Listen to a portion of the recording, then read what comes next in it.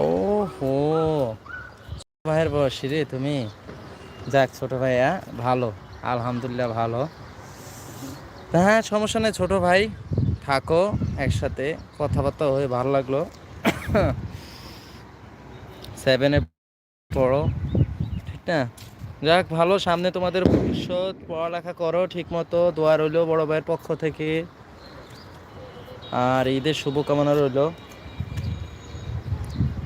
পড়ালেখা করো মনোযোগ দিয়ে, এটাই সবচেয়ে বড়। আমার একটা ছোট ভাই আছে, ছোট ভাই বোনেদের প্রতি আসলে একটা ভালোবাসাই অন্যরকম। একসাথে থাকা, একসাথে চলা, এটাই। ধন্যবাদ ভাই, তুমি এখানে আসছো, কথা বলতেছো, তোমাকে ধন্যবাদ ছোট ভাই হিসেবে, বড় ভাই হিসেবে।